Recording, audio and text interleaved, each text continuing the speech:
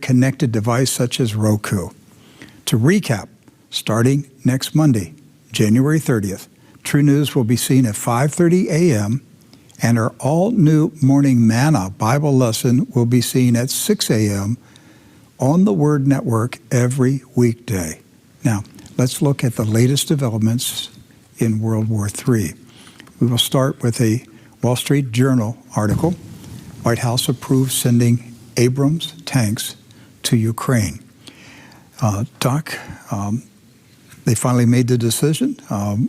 Let's just take a look at what the Wall Street Journal said, and then we'll discuss this new development. Yes, this from the Journal. The White House formally announced on Wednesday that it is sending 31 M1 Abrams tanks to Ukraine, part of a coordinated move in which Germany and other European nations will also send their own tanks to the fight in time for a coming offensive. The move quashes, for now, the rumblings of dissension within an alliance that formed last year to support Ukraine. Did you want to show the video? Yeah, President Biden? This is President Biden making the announcement. And today I'm announcing that the United States will be sending 31 Abrams tanks to Ukraine, the equivalent of 1 Ukrainian battalion. Secretary Austin has recommended this step because it will enhance the Ukraine's capacity to defend its territory and achieve its strategic objectives. And of course, Mr. Zelensky celebrated the gift of 31 tanks, and this is what he tweeted today. He said, "Thank you, President of the United States, for another powerful decision to provide Abrams to Ukraine. Grateful to the American people for leadership support. It's an important step on the path to victory. Today, the free world is united as never before for a common goal, liberation of Ukraine. We're moving forward." And Doc, the defense minister of Germany finally said what has been obvious throughout the past year. Yes. And that is the West is at war with Russia. They would never say it, but she has now publicly gone on record and said, yes, we're at war with Russia. This is Annalena Baerbock. Yes. And here's the video of her making that statement.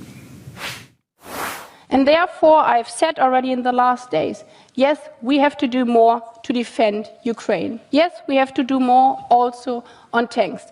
But the most important and the crucial part is that we do it together and that we do not do the blame game in Europe, because we are fighting a war against Russia and not against each other. Thank you.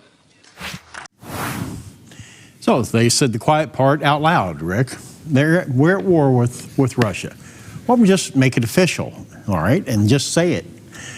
By the defense minister of Germany saying we're at war with Russia, we've just thrown out the Potsdam Conference out the window. Oh, yes.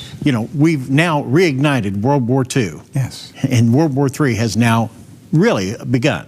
I don't know Ms. Baerbock's age. She looks young to be a defense minister of Germany, but she should talk to her grandparents and ask them what war was like. And that's the disconnect here. Nobody right now knows what a real war is like. Nobody does. They have a complete disconnect. Anyone that has any memory of World War II, it has either moved out of politics, or if they are in politics, they've pretty much given up on things. Doc, this is why we have war cycles. There are cycles in mankind and in society, because and especially a major war. We're in the cycle of a major war, which is about every 80 years. Yes. Because the people who remember the last major war are either so old that nobody pays attention to them, or they've died off. Right. And so the people making the decisions have no idea the stupidity of the decisions that they're making. And she's one of them. She's standing up there bragging, we're at war with Russia. You're an idiot. You're an absolute idiot. You're at war with a nuclear-armed nation? Do you know what you're saying? And Germany, of all nations, to be saying this. I mean, really, they were the ones that started two other world wars. Two other world wars. So they just got World War III fired up. And now Russia, you know, they're sitting back and saying, you know what? Germany has done this before. Yes. They've done this 2 other times. We're not going to let them do it a third time. And Mr. Biden, who has made a lot of money in Ukraine, has, he's got skin in the game in Ukraine. So he has a personal interest in making sure Ukraine stays as a milk cow in the Biden family. Russia is threatening his milk cow. You don't think they're not thinking that way? The vast amount of money they've laundered through Ukraine, it's not what Ukraine has paid them, it's the money laundered through Ukraine. Ukraine is a massive money laundering hub. It's a corruption hub. It's where you go to do dirty things. Right. 10 years ago, Ukraine was the most corrupt nation in Europe. Remember that? It is today. Stories? It still is. And now we have to defend. We have to defend the integrity and the freedom and the democracy of Ukraine. Because in 10 years, if the Russians take out Ukraine, crooks like Biden will have to find another country to set up their corruption hub. That could take decades to get something as lucrative as Ukraine. You have to develop the corrupt system. You have to have the bribery, and you got to get in place all of the politicians and the judges and everybody that will facilitate the corruption. They can't afford to lose this thing. I mean, the DNC's got their email servers there. That's right. Who knows what is in Ukraine? Well, certainly we know that there were a number of U.S.-built biological warfare research labs. All this stuff's at risk. They have a lot invested in Ukraine. And that's why they're fighting. It has nothing to do with there's no democracy in Ukraine. No. If anything, he's a little dictator. I read today things that Zelensky has done to the Ukrainian Orthodox Church. They are the company that he set up, Doc, the media company that Zelensky helped formulate. It's producing videos that are blasphemous. Yeah, we talked a little bit about that yesterday. So and Ukrainian priests they've had people have gone into Ukrainian churches and slit the throats of Ukrainian priests. This is all under Zelensky. Oh, we're fighting for freedom and democracy in Ukraine. No, we're fighting for gay pride parades. That's what we're fighting for. Well, let's talk about how the Russians reacted today. It is not pretty. It's not nice, and they're furious. The first statement, this is from Novosti. Diplomat warns the West about the consequences of supplying ammunition with uranium to the armed forces of Ukraine. Yeah, and this is a major escalation here. Delivery of Western-made uranium shells to Kiev will be regarded by Moscow as the use of dirty nuclear bombs.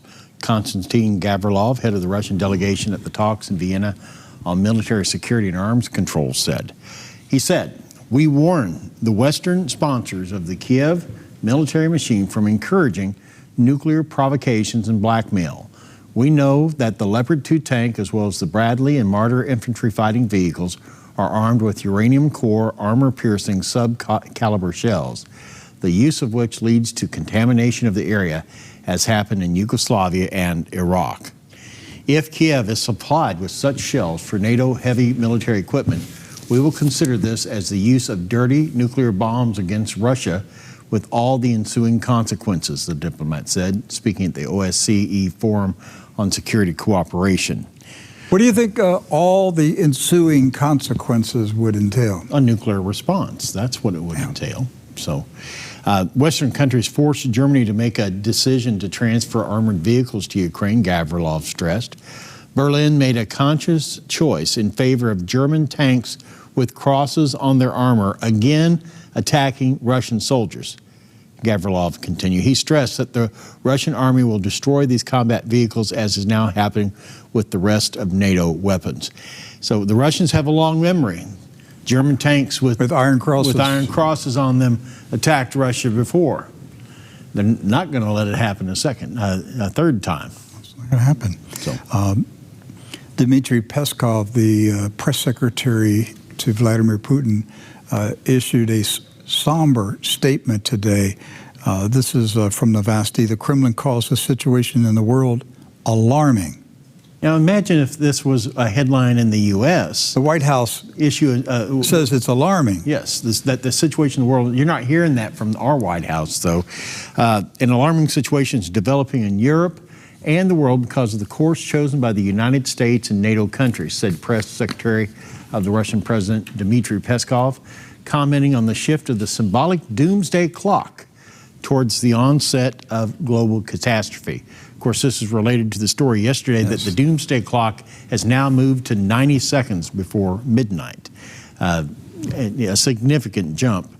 The prospects for the development of the situation, taking into account the line that was chosen by NATO under the leadership of the United States, the prospects do not yet promise any elements of détente, he said, answering a question about whether the Kremlin feels anxiety. Peskov called for a sober assessment of the situation. And so here is the leader of Russia, and through Dmitry Peskov, saying we don't have a diplomatic channel to work through. There's not a possibility for détente because of the actions of NATO. And NATO continues to advance their agenda in this. NATO's not looking for détente, not at all.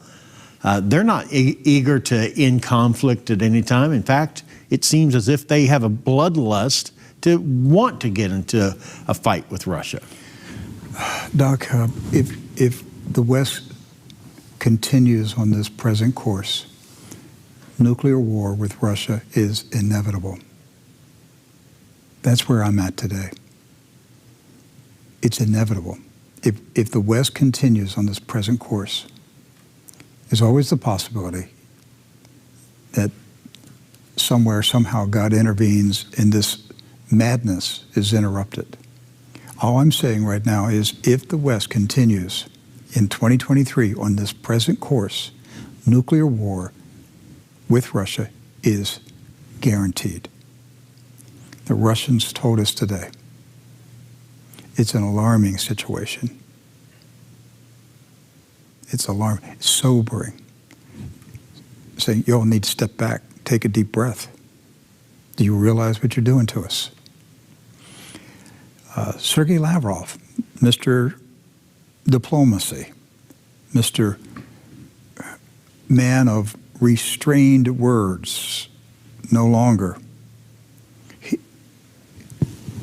For a long time, he talked about red lines. Yes. You know what he said today? We're way past red lines. In other words, NATO has already crossed the red lines. He said, the foreign ministry said that the reasoning about the red lines is in the past. So a discussion about red lines are a thing of the past because of the position of the U.S. Our Brian Novosti was told at the Russian Foreign Ministry. On Monday, Foreign Minister Sergei Lavrov said the United States and its allies had already moved into a near real war against Russia. Now, the West has been preparing for these actions for a long time, seeking to destroy the Russian language and culture in Ukraine. Now, in addition, NATO and the EU and the U.S. are directly preventing the settlement of the situation through negotiations, insisting on military measures. Western countries have handed over tens of billions of dollars worth of various weapons to Ukraine, and deliveries continue. Moscow has repeatedly pointed out that this only prolongs the conflict. Also, the Russian authorities emphasize that transport with weapons for Ukraine becomes a legitimate target for the military. Now, they're warning them. They're telling them what's going to be happening next, that shipments of weapons are going to be targets here very soon. Doc, to put it in, plain everyday language, if you were a homeowner, and let's say you live in the country, you got a home with some acreage to it, and a drug cartel gang from Mexico, violent, dangerous drug cartel gang is hanging around the perimeter of your property. for months and months, taunting you, waving their weapons at you. Okay? We probably got some ranchers in Texas going, yeah, we know what this is like. This is every day in Texas, down by the border, down by the Rio Grande. This is what they live with. But imagine that drug cartel gang they're on the edge of your property. They're waving their guns at you. They're taunting you. And you're shouting from your porch. You cross that line, I'm going to shoot you. You kill my dog, I'm going to shoot you. You break any windows in my house, I'm going to shoot you. Okay. They kill the dog. You didn't do anything. They break a window. You haven't done anything. But you've told them, these are my red lines. These are my red lines. They keep crossing red lines. At some point, that homeowner calmly and quietly puts a clip in his gun. He's not screaming, he's not yelling, he's not losing control. He's calmly, quietly putting a clip in his gun. Why? The time of talking about red lines is past. Yes. You broke them. You crossed the red lines. You killed my dog. You killed my dog. You broke my window. You've scared my wife. I'm going to shoot you. I'm not going to have a conversation with you about a red line. You already broke them. You already violated every rule I put down. What Sergei Lavrov told us today is, you killed her dog. You broke her windows. We're not going to have a conversation with you anymore. We're putting the clip in the gun. We're going to take you out. I don't know how many American people understand this. I don't know how many German, European people. Do you understand what's happening? Do you understand what's happening today? If these messages were coming from Anthony Blinken or from the White House press spokesperson, saying Russia we're past the place point of red lines, we're ready to go into conflict Yes. with Russia. Yes. That's what they're That's hearing. where we're at today. This war, this all-out nuclear war, literally could happen at any hour at this point. The Russians told us today, we're not going to talk to you anymore. It's useless. We know what you're going to do. We know what you plan to do. You plan to destroy us. And there's no reasoning with you. There's no diplomacy. There's no reasoning. What they're saying is, you've lost your minds. You've gone insane. And yes, the American leaders are insane with sin. Doc, our leaders are insane with sin. Sin has taken over their minds, and they've gone insane. And they're leading their entire nation to destruction. Yes. And 350 million Americans are allowing insane, sin-saturated, sin-controlled men and women to take us to a fiery demise. That's what's happening. The German people, same thing. Your leaders are insane. Great Britain, insane. France, insane. Brussels. It's not the people of the nations. There's not the people. It's the leaders. The leaders are insane. They're madmen. They're lusting for blood. It's a death cult. It's a blood cult. They want blood and destruction. But they're so deceived. Satan has so consumed their minds. Doc, he's convinced them that they will win a nuclear war. He's convinced them. Biden and these people, believe they're going to win a nuclear war. They really believe it. It's not that they're not taking Putin seriously. They are taking him seriously. They believe they're going to win. And somehow there's not going to be any collateral damage in our own that countries. Russia's not going to fight back. Yeah, That there's but not gonna be. they have a way they're going to hit them before they ever get a punch out. No, it's Russia. I told you years ago. It's what, 5 years ago? I don't know what year it was. But they were taunting Russia then. They've been taunting. I've watched this for 20 years. I've watched them taunt Russia. And I've always been amazed at how calm and restrained Putin responds to their taunts. He's not an emotional person. He's a calculating man. And about 5 years ago, I was one morning, I don't know what they did. I don't remember what the incident was, but I knew they jabbed him with an ice pick one day to get a reaction out of him. And nothing happened. Probably had to do with Syria at that time. It's probably been 10 years ago, okay? And I asked the Lord, why doesn't Putin respond? When's he going to react to their provocations? And the Holy Spirit said, he will strike and cut off the head of the snake. And I knew what the Holy Spirit was telling me. Putin has already made up his mind. I'm going to have to do this someday. But I get one punch. One. I don't get a second chance, a third chance. I get one punch. It's got to be a knockout punch. First punch. He's got to take out NATO with one punch. They've been building their army. They've been building their nuclear forces.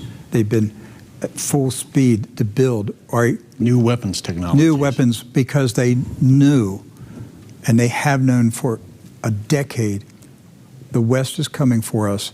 We're going to have one chance to knock them out. And we're at that place. We've reached that point, Doc. We've reached it. I don't see how we get through this year. I didn't think we were going to get through last year. I don't see how we get through this year unless the hand of God stops this stuff. And that's possibly what is holding things back right now, that it's not time, that there's still souls yet to be brought into the kingdom of God. Because, the purpose of war is to eliminate life. It's, we could say, we can wrap it up in the flag and defend freedom and, everything else. But listen, it's really about taking life so you can take something from it, the other guy. Take territory. Right. Territory and resources. Or territory or gold. And power. Right. Yeah. So that's really what it's all about. Now, I know that there'll be a lot of popcorn evangelicals out there. They'll say, well, we told you, Ezekiel 38 and 39, Russia, the Gog and Magog, Rosh is coming down from the north, and this is going to be it. Well, those are the rapture tards. Those are the same people that are telling you you're going to be raptured and taken away. Well, when does this rapture take place? Because I'd like to get out of here, okay? If there is a pre-trib rapture, let's go. Right. Okay, can we get out of here? Will the pre-trib rapture people assure me that we get taken out before the nuclear bombs arrive? Can they provide a money-back guarantee Yes. on that? So they can't. So because if they were right, we should have left a long time ago. We're on the edge of a nuclear catastrophe that could take out 1 billion people. And the rapture crowd is wrong. They've been wrong. Why do I get so upset about it? Because you've deceived Christians. That's why I get mad about them. It's not just you got a different belief. No, you've deceived people. Right. You deceived them, and you told them you don't have to prepare. You don't have to do anything. You're going to be raptured and taken away before anything happens. Don't worry about anything. Right. And now it's here. Yes, and the biggest thing it's done is it's taken away the cause for evangelism in the world. That's right. They haven't evangelized anybody. Why? We're going to get raptured here soon. It's the end. It's the end times. Yeah, it's your fault if you get left behind. Right. No, they're going to be here to see it. Okay. but most of them will be consumed so quickly. I want to get back to the madness. Okay, so the West, all right, Zelensky's been begging for months. I want tanks. I want tanks. He's like a little schoolboy. I want my Oompa Loompa. I want it now. I want my tanks. Yes. Okay? Give me tanks. Give me tanks. So the West today gave in. Okay, Vladimir, you get tanks. So what is he saying now? I want submarines. I want submarines. Submarines. Submarines. Folks, we're not kidding you. This is for real. Ukraine needs warships and submarines from Western allies. Yes, so this is Andrei Melnik. He's the Deputy Minister of Foreign Affairs of Ukraine, and he's the former ambassador of Germany. Now, the government in Kiev has asked Ukraine's Western allies to supply warships and submarines in addition to battle tanks. All right, so we've got the battle tanks now. Now we're going to step things up. Warships and submarines. Now, we would need warships so the coast can be protected. We have a very long coast. We will also need submarines to avert the danger of a new attack from the sea in the Black Sea. And that's Deputy Foreign Minister Andrei Melnik. Okay, so you're going to give the Ukrainians submarines that they're going to put in the Black Sea, which could launch a nuclear warhead into Moscow. Yes, that's what they're basically saying. I mean, why not? Let's give them a Trident submarine. I mean, we want to beat Russia, right? Okay, so that's where their logic is going to take them. So, Doc, and this may speed up. This may not take 4 to 6 months. I mean, this could literally in the next month. Are we going to see the propaganda pressure campaign? Germany, give some submarines to Ukraine. You've got submarines. You gave them to Israel. Now give some submarines to Ukraine. Now, that's an argument there. Germany did give them to Israel. So are they going to demand that Germany gives? And then is Olaf Scholz, is he going to be resisting the pressure? For a while. And then Congressman McCall goes on ABC and says, just one submarine, just one submarine. And within 48 hours, dozens of submarines are being donated. We're going to have a subathon. Instead of a tankathon, it'll be a subathon. We're trying to laugh about this so we don't go berserk with the anxiety of what's happening, but the madness is unbelievable. Now, we are the only outlet reporting on this here in the U.S. There's nobody else talking about the request for submarines. I know. Nobody. We're the only outlet reporting on World War III. But we were alerted to this particular story thanks to Dmitry Medvedev on Telegram, because he had a post on Telegram very early today, and he mentions this in his Telegram. We were like, what, submarines? So this is Dmitry Medvedev speaking again. They say that appetite comes with eating. And he's referring to the West. For those who suffer from an eating disorder in the form of bulimia or compulsive overeating, the feeling of hunger is endless. They constantly want to eat. So the worthless bosses of Little Russia, that's Ukraine, all the time want more and more. More tanks, cars, guns. Now some schmuck has said they need planes and submarines. Okay, the planes are somehow understandable. Now, true, there are practically no normal runways left, and the Ukrainian sky is closed by us. But submarines are very strong, especially considering that soon the Kiev regime will have no sea at all. Now, keep that comment in mind there.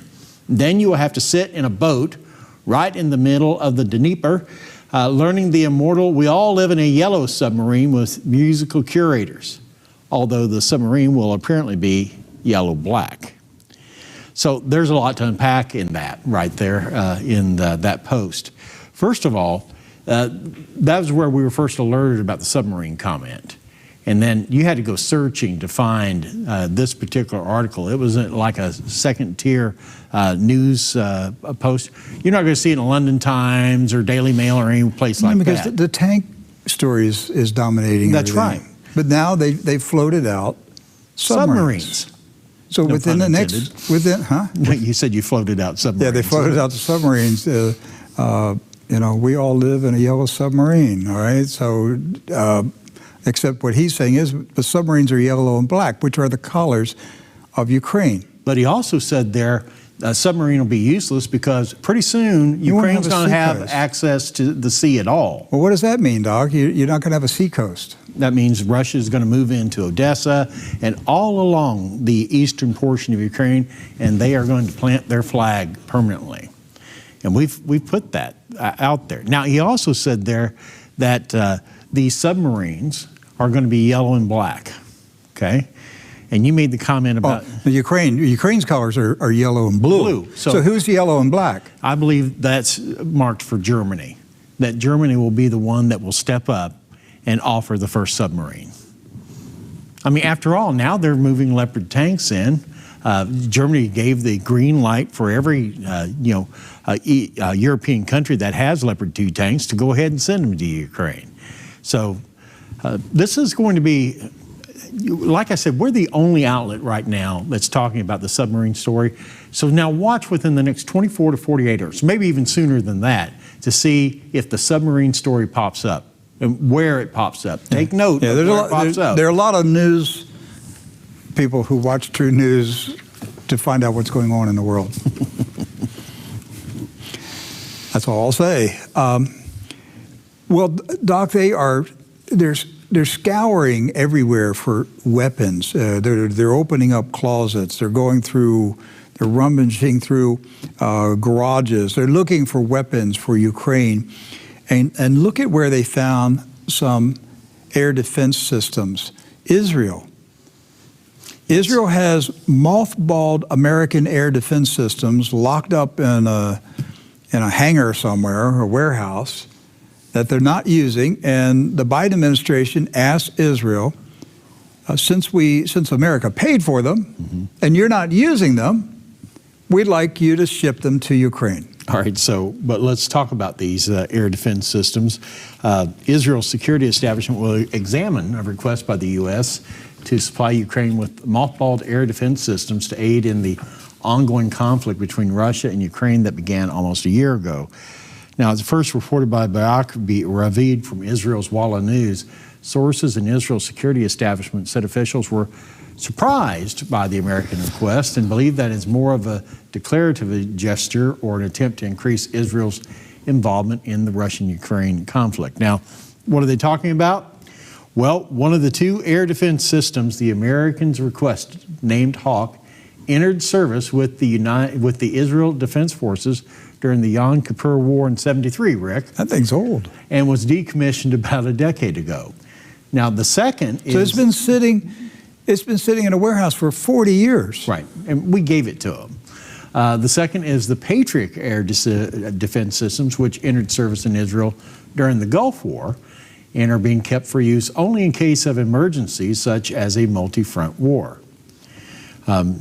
So now you have 50-year-old air defense systems and 30-year-old air defense systems. Two things come to my mind. Number one, Israel is trying to appear as being neutral. You know that they're on the side of Ukraine. Zelensky's Jewish. You know that Zelensky has said last year Ukraine is going to become bigger Israel. Right. There's a plan, some plan that we don't know about yet. So they want to appear to be neutral because they don't want to anger the Russians, because they like bombing Syria, and Syria is an ally of Russia, and Putin has allowed them to get away with these bombing campaigns in Syria, and Putin could shut them down overnight, flying over the skies of Syria. So they don't want to turn Russia into an enemy, and yet they can't deny the United States request to ship them there, because the United States is their puppet. I mean, which one? Who's the puppet? Oh, we're the puppet. All right, we're the puppet. Okay, so they have to keep the puppet happy, the United States, and they're going to have to honor the request, but it's going to anger Russia. So they got to come up with some way that they don't do the shipping, where the U.S. military is going to have to come in, open up the warehouse, get the equipment out, and take it. But now, number two, what does Israel get in return? What's the benny? What's the perk? They're going to get something. They're going to get new weapons. They're going to get new ones for free. Yeah, we're just trading them in. Yes. So they're going to release old 40-year-old stuff, but Biden's going to send brand new shiny things. Because Netanyahu is not going to let this happen without getting something. So it's going to cost the American taxpayer billions of dollars to get those old rusted up air defense systems out of those warehouses. They're going to extract something from him. That's what I see happening. The next one, this is a Russian frigate, the Admiral Gorshkov, practices striking target ship in the Atlantic Ocean. Yes. Now, this is actually a deviation of their planned journey. And so they are now doing practice runs in the Atlantic Ocean right Not the now. Black Sea. No. This is part of their round-the-world cruise, if you will. The frigate Admiral Gorshkov has practiced striking a sea target with a hypersonic missile, the Zircons, as we've talked about before. The press service of the Ministry of Defense reported. Now, the sea target imitated a mock enemy ship more than 900 kilometers away. All right, so 900 kilometers, for those that don't know that conversion there, that's about 600 miles. Yeah. Let's show we get some B-roll of the ship leaving the harbor. Now, this is when it left, how long ago? A month ago? Well, a couple weeks ago. Several weeks ago, yeah, January 4th. That's it leaving Russia to go to the Atlantic. So it's now in the Atlantic. Yes. And it's conducting hypersonic missile strikes on a target in the Atlantic Ocean. Who's in the Atlantic Ocean? Name some people, some countries. United States, that's one. Great Britain. Yes. Western Europe. Canada. But the thing is, I mean, they're doing practice runs from 600 miles away. Imagine 600 miles out in the ocean off the coast of Florida. And you've got a hypersonic missile, a missile traveling Mach 4, Mach 5. You don't even have time to respond to that. How much time would Washington, D.C. have? They'd have minutes. And we're not talking 15 minutes. We're talking 5 to 8 minutes. What is Mach 5? I don't even know what That's 5 times the speed of sound. That's how fast it can travel. I know that, but I mean, I was just trying to calculate miles per hour. So this thing could be sitting 600 miles away from the Potomac. And remember, Medvedev said, he made that cryptic statement last week about the Potomac. He said, off the coast of the Potomac. Yes. I don't know if our guy's in control, if you can find that. This was about a week or two ago. It was one of his Telegram posts. And he made a statement about missiles, just off the coast of the Potomac River. So at that time, we didn't know about this warship with the Zircons missiles. So they practiced today or yesterday, they practiced striking a target, whether it's a ship or city, we don't know. They just simply said they're capable of hitting a target 600 miles away from the ship. And Mach 5 is 3,600 miles per hour. Mm-hmm. So it would move pretty quick. And so I think I'm still looking for that. Okay. So all right, we'll move on. The next one, this is from the Sun in London. Of course, the Sun newspaper, which is owned by Rupert Murdoch. And it's obviously going to be very pro-NATO in everything that they report. Putin's allies call for Berlin to be nuked after Germany's game-changing decision to send Leopard 2 tanks to Ukraine. Folks, look at what the headline says. So this is what Vladimir Putin is hearing from his closest advisors. Yes, nuke Berlin. Now. Don't Do it now. Like I said earlier, the homeowner is putting the clip in his gun. Doc, they're inserting the ICBMs in the silos. The silo doors are opening. That's where we're at. The silo doors are opening. They're openly saying on Russian national television, it's time to nuke Berlin. Let's not talk about it anymore. Let's get it over with. And the message has been going out for about 2 months. We should be prepared to die for Mother Russia.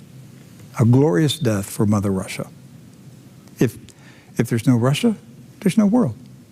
And we're Christians, let's die a glorious death and let the wicked West go to hell. That's what they're saying. They're at the place now, they're saying, okay, we now know the first target is Berlin. We're not going to allow German tanks with iron crosses to come across the border. We're not doing this again. We're not reliving our grandparents' nightmare. They have a holiday every year that commemorates the end of World War II and the defeat of the Nazis. Yes. And now you've got tanks that are coming on with iron crosses. So that's Victory Day, which is in May. And what did was it a British or French, it was a French general. Oh, a yeah. French general months ago said, what we need to do is we need to have missiles hit Moscow on Victory Day in May. We need to take out the entire Russian leadership and their military parade on Victory Day in May. So the Russians have heard that, obviously. They watched that little video. And now, what are they doing? They're installing missile defense systems on government buildings in Moscow, on the rooftops of the defense ministry headquarters. They're now expecting missiles to be flying into Moscow.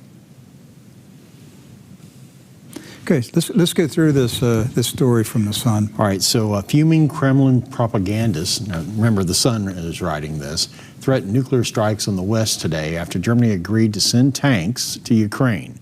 One high-profile Putin mouthpiece demanded Berlin's Bundestag parliament should be reduced to radioactive ash in retaliation. Now, this is what Vladimir Putin is hearing.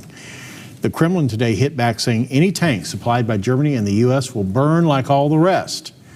Enraging Moscow TV pundit Yevgeny Satanovsky said warheads should be launched on the center of German democracy. He said German tanks with crosses on their armor will again march across Ukraine attacking Russian soldiers. I have a natural reaction to this. The Soviet Union bombed Berlin in 1941, and to me this is a signal that the Reichstag or Bundestag, which now replaces the Reichstag, simply should not remain standing any longer.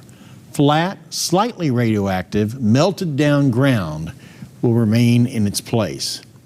Now, another of Putin's favorite propagandists, TV host Vladimir Solovyov, claimed it meant Germany had joined the war. He ranted, it's time to send a clear, resolute message that we now consider Germany a direct party to the conflict, rekindling memories of World War II. German tanks appearing in Ukraine will definitely mean we consider German territory, military bases, and other sites as legitimate targets. This is what they're watching on their version. Yeah, their Hannity show. This is what they're hearing. Yes.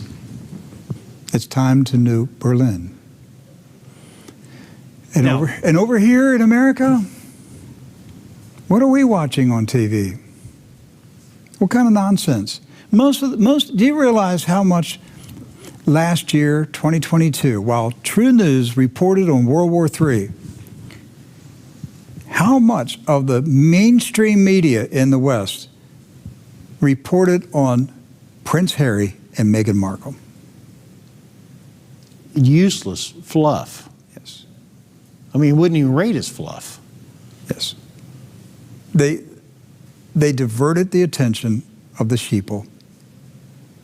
They kept the sheeple focused on something absolutely meaningless, the soap opera of Prince Harry, while the Western leaders are prepping for World War III. It was only TruNews that day after day after day gave you a running account of what was happening leading to a nuclear war. Where I'm at today, folks, I'm telling you today, nuclear war is now inevitable. If we continue on this present course, it is inevitable. You have to prepare your family. You have to prepare your family. I'm going to make a radical change in this ministry very, very soon, because there's no point in continuing to tell people there's going to be a nuclear war. You're going to make a radical change. That radical change is going to be, we're going to organize the remnant church to survive a nuclear war. That's where I'm at. I can't keep coming out here doing this. We're going to organize those of you who know that what Doc and I are saying, you know it's true. We're going to go into war preparation mode very, very soon. Yeah, are we going to continue streaming video? Yes. But it's not going to be like this. It is not going to be like this. Imagine a shortwave radio broadcast in 1941. Right. About October of 41. Imagine somebody on radio, before there was TV, October of 41, telling the people, it's going to be a big war. It's going to be really bad. It's coming fast. We got to get ready now. Right. Imagine someone, October, like you said, in 41. Folks, the activities of FDR, they're in the Lend-Lease program. They're going to draw us into this conflict in Germany. We're escalating the war in Europe by supplying Europeans with the military equipment. And then over here in the Pacific, our activities and oil sanctions and everything that we're doing to the Japanese is going to provoke them to attack. Yes. I mean, we're repeating. We're repeating it. We are repeating. And that's what I'm telling you. I can't sit here any longer and just keep telling you day after day, we're getting ready to go into a nuclear war. Folks, you know it. It's now, yeah, you know it. We got to get ready. It may be too late, but we got to do something. We got to get into action right away. The remnant church. I can't do anything about the goats. I have to take care of the sheep. The goats are the ones who don't want Christ, don't want to submit to his kingship. They're the goats. Even though they may claim to be a Christian, they're tares. They're not wheat. We have to organize the remnant church, and we have to go into action quickly. This is a state of war. We ought to have sirens blowing right now. Every church in America should have an air raid siren blowing right now. Do you know how that would shake up people? Instead of church bells, they didn't even have church bells, but instead of a church bell, if they had an air raid siren blowing from the church roof, would people go, what's going on down there at that church? They're organizing the remnant. They're telling the true Christians, get over here quickly. We got to store food. We got to store supplies. We got to get connected. We got to get connected. We got to get the Word of God in our hearts. We got to get people baptized in our families. The war is coming. That's where I'm at right now. That is where I'm at the end of January 2023. The war is on our doorsteps. Let's go on. I'll show you some more. So these are the things that Russians are watching on their versions of CNN, MSNBC, Fox News, and everything. First of all, we start off with this clip from Russia Media Monitor. Russian TV warns, they're telling you, there's a big war coming. So and she also tells you when it's coming. Right. So let's watch this. Конечно, в каждом доме сейчас, на каждой кухне, в каждой гостиной, в каждом дворе все разговоры только о том, ну а что дальше, чем это кончится, чем это кончится. И я уверена, тебя об этом спрашивают твои друзья и близкие. Меня, конечно, я вот сейчас на праздниках была в Сочи, встречалась со всей своей родней, и у всех всегда один вопрос, и что, и чем это кончится. И мы, конечно, каждый день думаем, чем это кончится. Я не вижу никакого возможного развития событий, кроме следующего. Первое. Они не остановятся. У них нет никакой мотивации останавливаться. Я сейчас не про украинцев, не про Украину, не даже про Зеленского. Чем вредит эта война Америке? Ничем. Но они же начнут повышать ставки так, что нам начнет быть, ну, как-то больно. Понимаешь? И уже речь пойдет о безопасности собственной территории Российской Федерации изначальной, без новых освобожденных присоединенных территорий. И я не сомневаюсь, что они сделают все для того, чтобы мы уже говорили о безопасности, в том числе Москвы, хотя бы всерьез думали об этом, да? И чем это должно кончиться тогда? К этому точно придет, вот точно. И чем это кончится тогда? Это может кончиться только условным Карибским кризисом 2.0. Это может кончиться только непосредственной угрозой, озвученной, предъявленной угрозой ядерного противостояния. Вот как в декабре Владимир Владимирович Путин озвучил им наше представление о прекрасном, да? Что для того, чтобы не было сейчас очень плохо, нужно учесть наши опасения и наше видение безопасности и сделать это и это. Помним, как это было год назад, за 2 месяца до начала СВО? Это было проигнорировано. Что стало результатом этого игнора? Результатом этого игнора стало СВО. И когда мы спорили с ребятами вот так же за столом, после того, как были озвучены эти декабрьские тезисы, я все время говорила, что, ребят, точно будет большая война, вот точно до конца зимы что-то будет очень большое. Иначе эти тезисы не были бы озвучены прямо сейчас и не были бы предъявлены в ультимативном довольно порядке. Так вот, нам придется в ультимативном порядке в какой-то момент объявить, что шахты уже открыты, или как там это делается, я небольшой специалист. Не на Киев направлено. Ну, естественно, Киев-то... And they aren't pointed at Kiev. I tried to take quick notes. She said everywhere she goes, the Russian people are asking her, how's this going to end? Now, I don't think the American public is asking that question. They don't care. If they're even aware. They're not even aware of it because they're talking about Meghan Markle, Prince Harry. You know, you get a sizable portion of the American public that thinks homosexual rights is the most important thing we got to do. Yeah. And they're watching America's Got Gay Talent on TV. I mean, that's where they're at. So that's the show now? No, but it pretty much is. Okay. Half the contestants are gay. Homosexuality has been woven into almost every TV show. Right. They are indoctrinating the entire nation through entertainment. I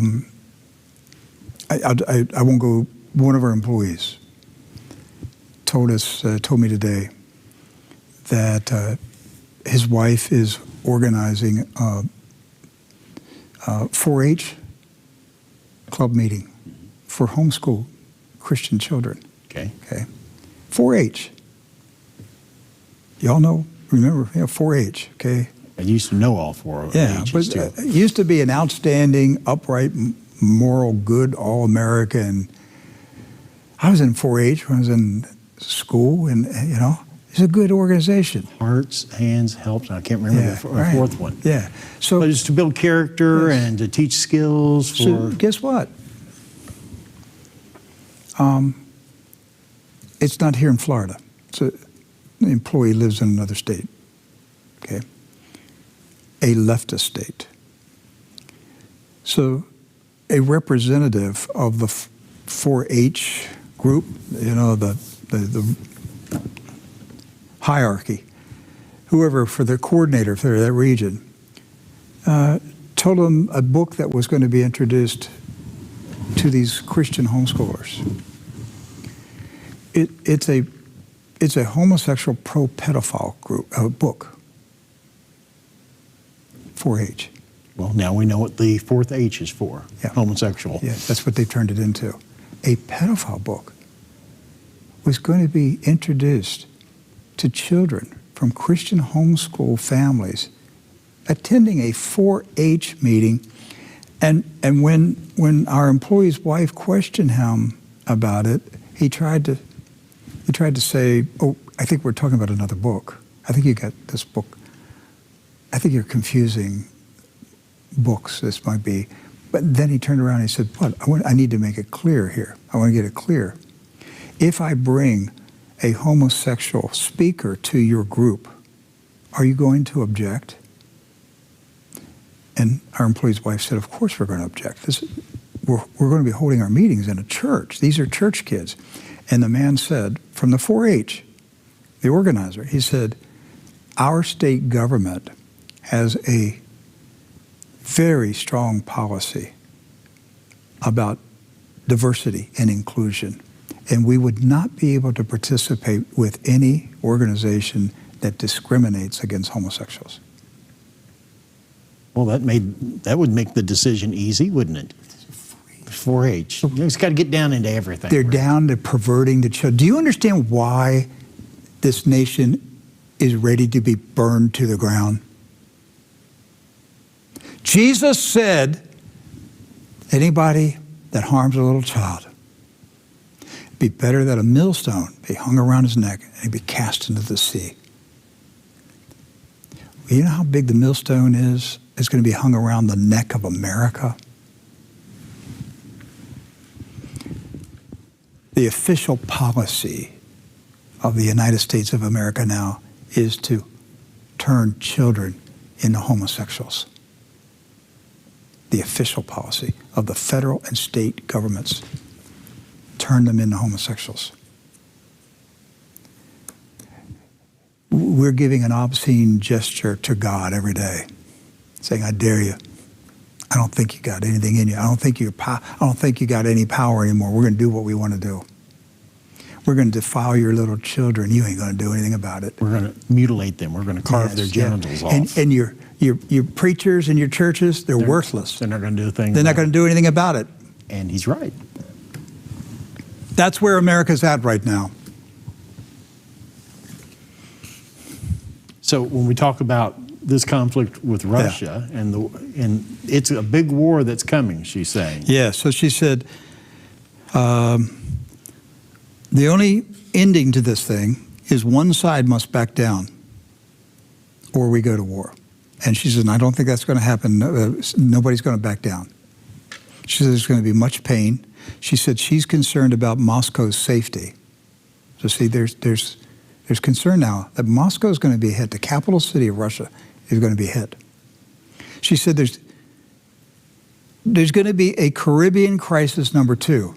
That's the 1962 Cuban Missile Crisis. Right. What happened there? It was Russia, the Soviet Union, that put missiles in Cuba. And John F. Kennedy stood up to the Russians and said, move them or we go to war. And it was the Russians who backed down. This time it's the other way around. The Russians are saying, you're putting your missiles on our border. We're telling you, move them and get out or we go to war. Second Cuban Missile Crisis. She said Putin gave a speech in December 2022 and the West ignored him. Then she said there's going to be a big war and it's going to happen by the end of this winter. That's March.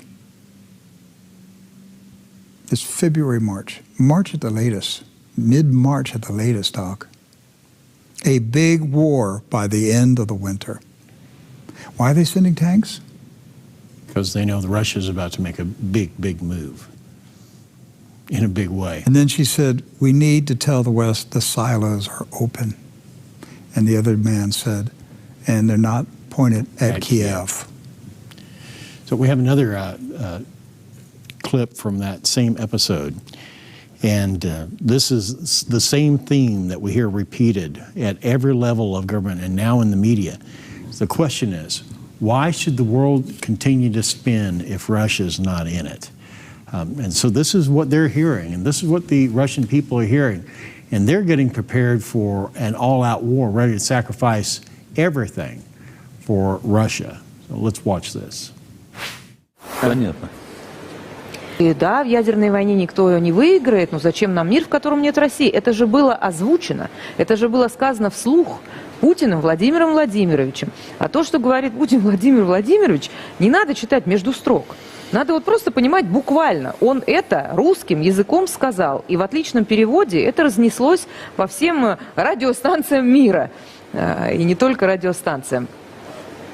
Я другого исхода вообще не вижу. Никакого. Когда вот думаешь, анализируешь, а как может быть? И эти дадут заднюю, не дадут. А мы что ли отступимся? Не отступимся. Это будет таран. Это будет ва-банк. Это будет два самолета, летящие лоб в лоб друг к другу.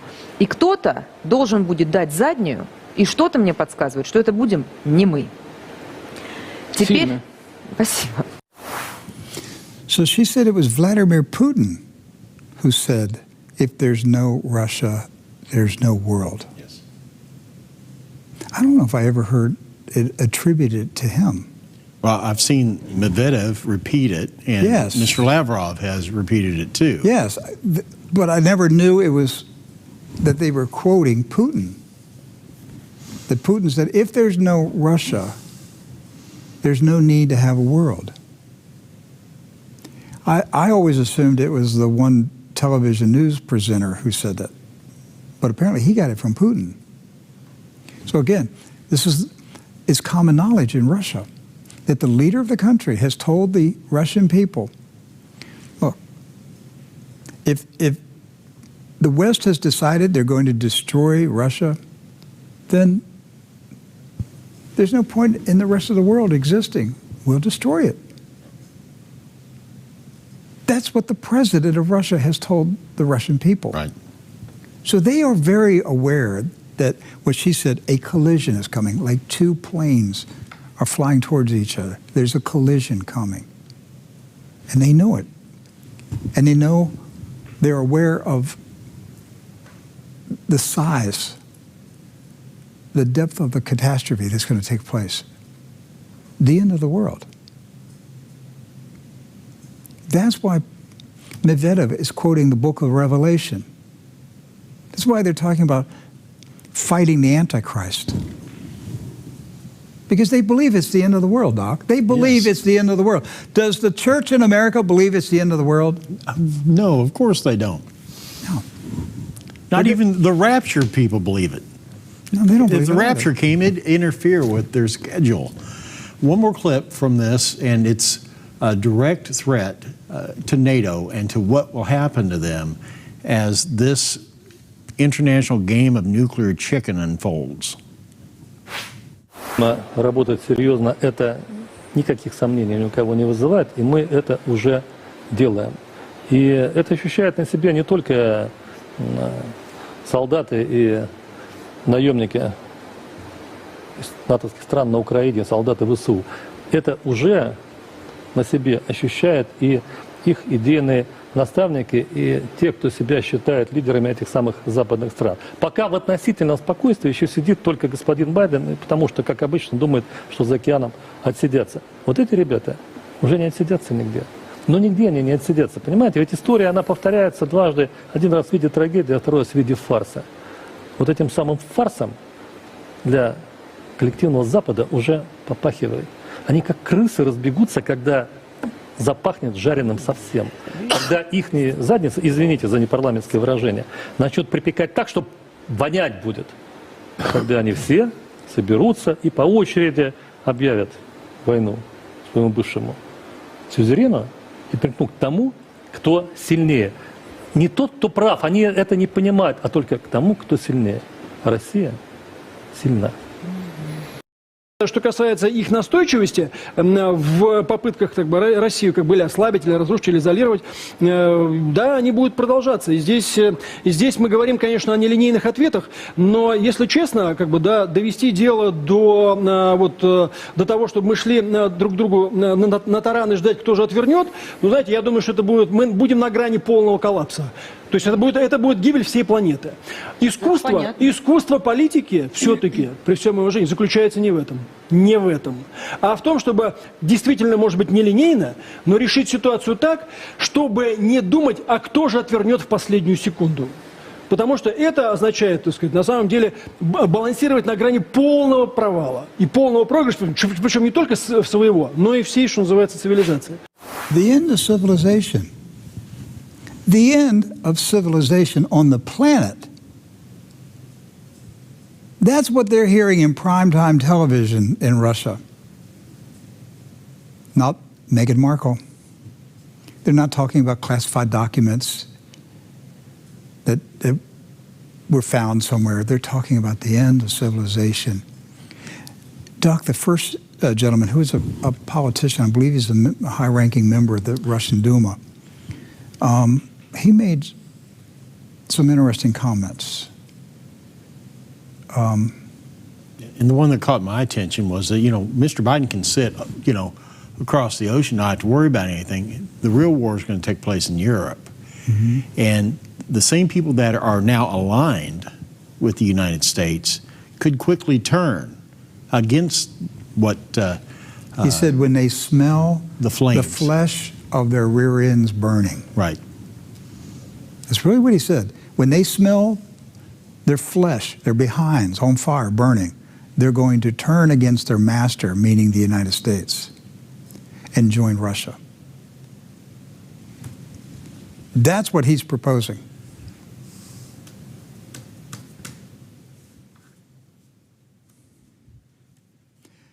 I just take us back to that God-ordained trip to St. Petersburg, mm-hmm. and the Russian economic conference that we went to, and we heard Vladimir Putin, throw out what at the time seemed like the most crazy, radical idea you could possibly throw out there. Seated next to Emmanuel Macron. Yes, and says to him, we should go into a military alliance against our common enemy. And he said, let Russia... Let Russia defend Europe. Protect you. From who? And Macron was speechless. He was absolutely... We were there. We saw it. Yeah, we were there. We were there. Macron was speechless. And now you look back and say, if they had done that, we wouldn't be in this conflict now. Russia certainly wouldn't be domineering the nations of Europe. They just want to do business. They would create a European-led NATO, right, without the United States. Speaking of NATO, where'd you see this one? Got this out of a Turkish newspaper. Turkey may exit NATO in the next 5 to 6 months. Let's see if anyone in the West reports this. All right, so when Rick showed me this, my jaw dropped. This is on par with Saudi Arabia saying a week or two ago. We're dropping the dollar. We're going to drop the dollar. We're open for discussions. Anybody want to come talk to us? We're ready to get rid of the petrodollar. Now we have a major politician in Turkey saying, oh, by the way, we're getting out of NATO in the next 5 to 6 months. So Turkey has announced that it might leave NATO within 5 to 6 months, citing the provocative actions against Ankara by the U.S. and its European allies, mainly Sweden. Turkey's deputy leader of the Patriotic Party, Ethem Senkek, made the wide-ranging announcement speaking to the reporters in Ankara, asserting that Russia will exit the Western military alliance over the friction with NATO and its non-compliant attitude toward Turkey's demands and interests. He also slammed the recent episode of the Quran burning in Sweden. Rick, this is, to me, this is one of the biggest news stories of the year right here. But there is nothing but crickets in U.S. media about it. You have to really dig to find anyone reporting on it. But this is huge news. We've got maybe we do. We've got nuclear weapons. The United States has nuclear weapons parked at Incirlik Air Base unless they've moved them out. There were 200 hydrogen bombs there underground, but we don't know if they're still there. But that was the estimate, 200 hydrogen bombs at Incirlik. If the bombs are still there and Turkey leaves NATO, Turkey is in possession of 200 hydrogen bombs. But even if the bombs are gone, Turkey's in possession of Incirlik Air Force Base. Right. It's their Air Force Base. They just rent it to NATO. And they're in a strategically vital area that if they switch allegiance and join a Russian defense organization, suddenly Turkey is now an ally of Russia. And how does that affect Israel? I mean, it changes the world political map. Yeah. If we survive all this, if we get through this, and I do believe there's going to be the use of nuclear weapons. Doc, I don't see any way it stops now. I think now it's a question of how extensive. Is it possible that several cities are taken out and the world leaders draw back and go, let's not do any more? Is that possible? Maybe, I don't know. But I think there's going to be cities taken out soon. And what is soon? Maybe the next year. Anytime between now and the next year, we could see several cities evaporated, including Washington, D.C., including Colorado Springs, including San Diego, in Jacksonville, in Pensacola, in the United States. We can see these cities disappear.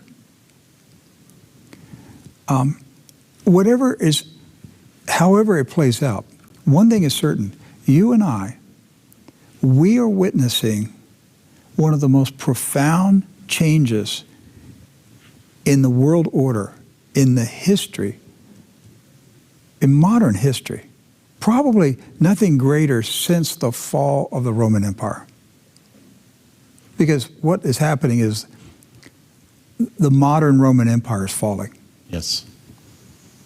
This is how big it is. The barbarians are at the gate. Mm-hmm. And you know what else went on when the Roman Empire fell? There were super volcanoes that went off. It's true. There was an ice age. There was mass migration.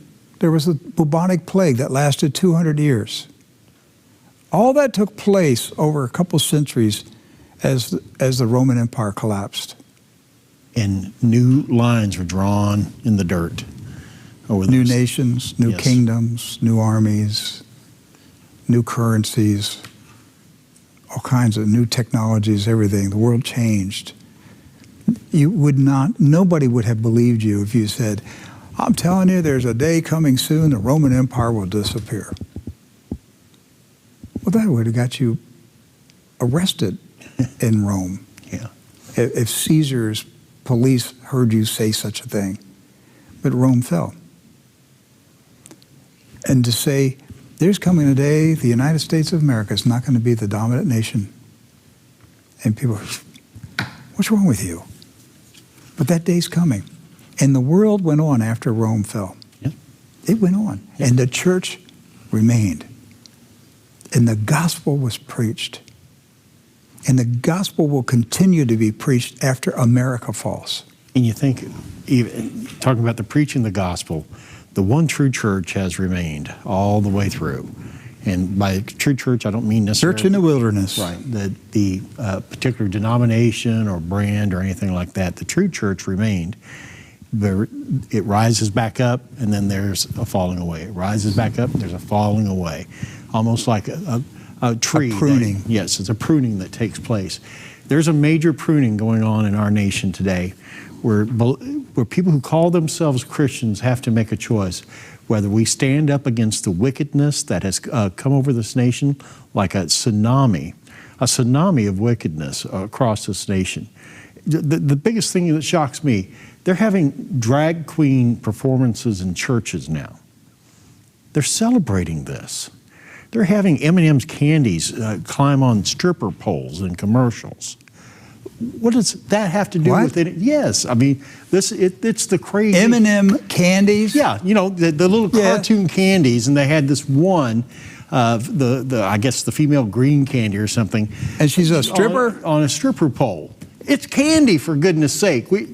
Where did a stripper pole come in all Because this? the country's perverted. Yes. The society is perverted. It's rotten. And something can become so rotten that you can't reclaim it.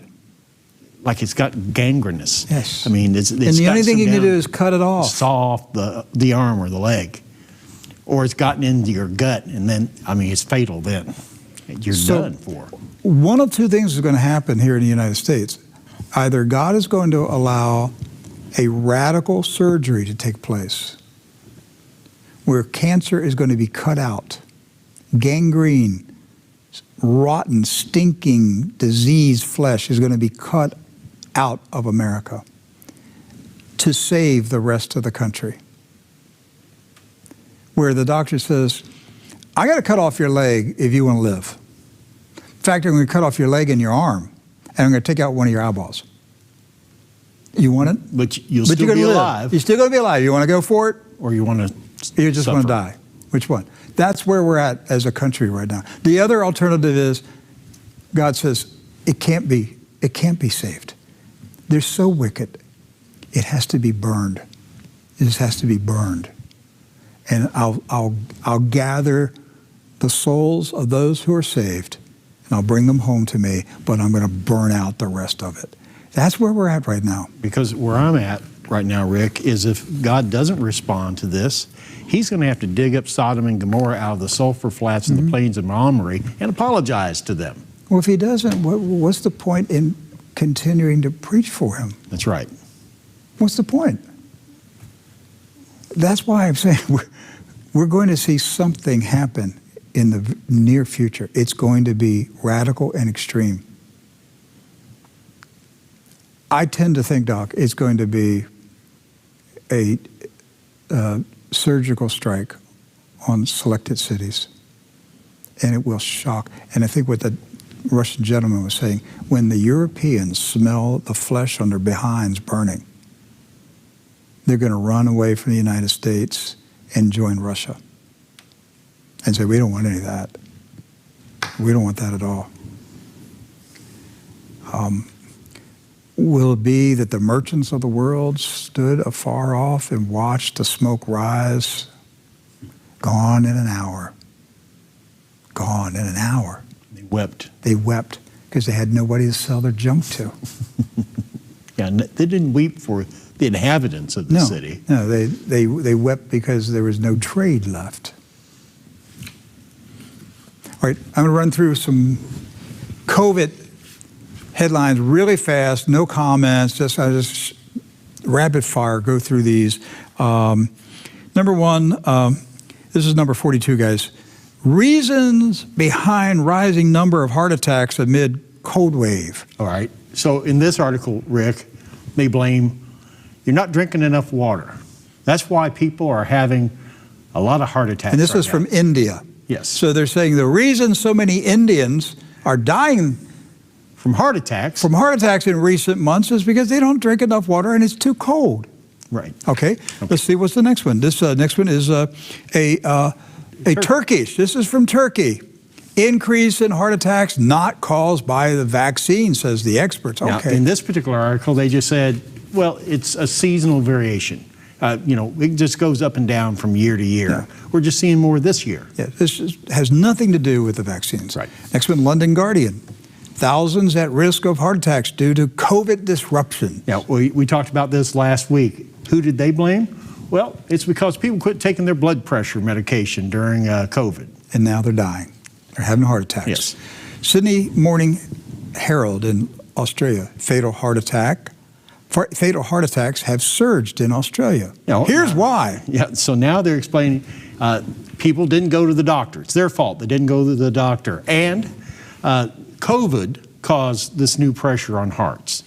Not the vaccine. The COVID. but because people didn't go to the doctor, So they got blaming long, them. they got long COVID. Yes. Long COVID's now resulting in heart attacks. Bloomberg, here in the United States, more young Americans are dying, but not from the vaccines. They're just dying. These- Numbers are up in, of young in everything. people. But you know, there's been a huge spike in the past 2 years, but you know, it can't be the vaccines. Surely not the vaccines. Here's Seattle Times. U.S. heart attack deaths jumped sharply among young adults in the second year of the pandemic. So what happened in the second year of the pandemic? 2022. So in the second year, what did they start doing at the beginning of the second year of the pandemic? Vaccinating everybody. But there's not a correlation between the two. Don't look behind the curtain, folks. Next one is from Canada. Justin Trudeau and his cabinet pursued by angry protesters at a Hamilton, Ontario, Canada retreat. Trudeau and his cabinet having this meeting, and these were anti-vaxxers. Oh, these anti-vaxxers were harassing the prime minister everywhere he goes. That's what it says. It says, this is from CBC of Canada. Prime Minister Justin Trudeau and his ministers gathered in Hamilton this week to plan a path forward for the new parliamentary sitting that begins next week. And they've been pursued by protesters at nearly every turn. The Hamilton crowd has shouted at the Prime Minister at all hours of the day, taunting him with chants of tyrant, traitor, and Trudeau, while carrying flags and signs bearing the same messages. We got a video showing these anti-vaxxers harassing Justin Trudeau.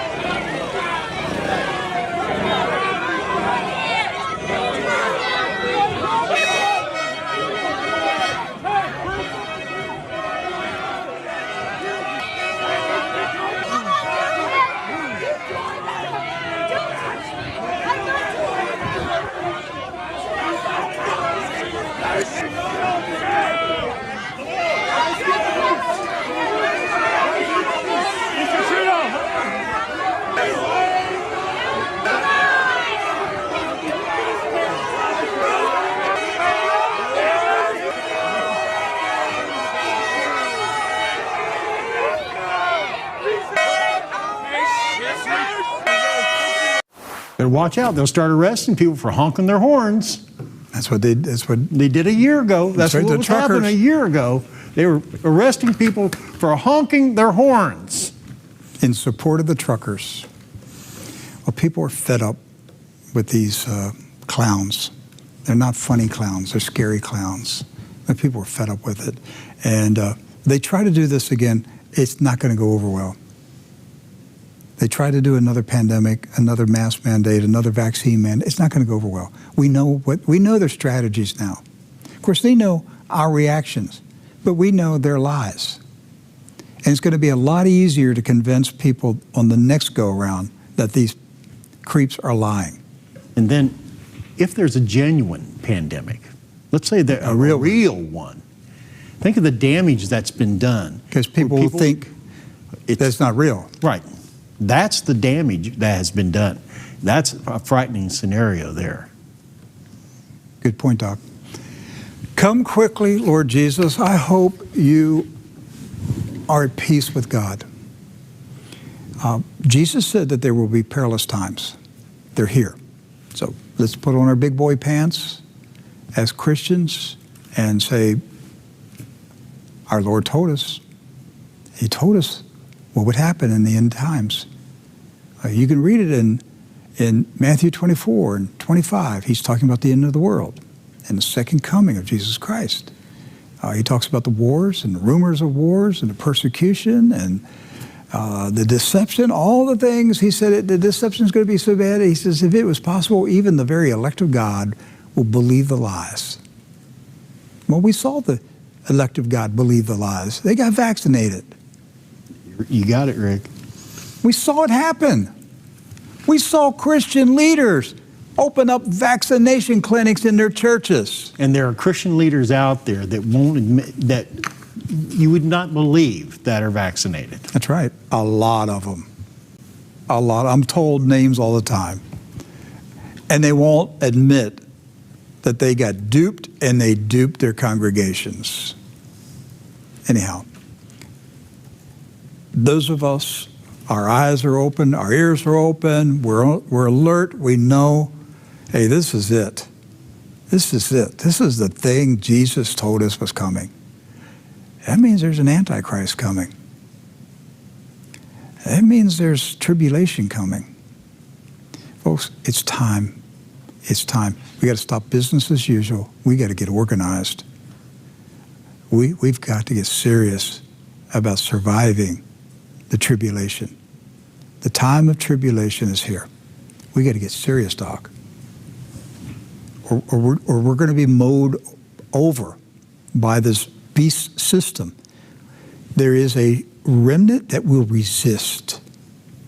There's a remnant church that will resist. They'll also do great exploits. They're going to resist the Antichrist. They're going to submit to the Christ. They're going to do great works in the name of the Lord. You want to be part of it? I believe many of you are. We're going to start organizing in every city. We're going to organize the remnant church. That's our mission in 2023. God have mercy. Give us time, Lord. Give us time. We're going to get out there into the homes. We're going to get out into the cities, into the communities. We're going to organize the remnant church, city by city, and begin to pull that remnant church together with bonds of community, so that you know who is in your city, who's in your town, who's in your county that is a remnant believer. Who can you count on? How can you share what you have with others who are like-minded? We have to do this now. We're not going to save everybody. We're not going to get them. We're not going to open up the eyes of everybody, but we have to right now organize the remnant church. That's our mission for 2023. And the changes here at this ministry, they're already taking place. They're already taking place. We're already starting to roll in this direction. And in the coming weeks and months, you're going to see it be brought forth.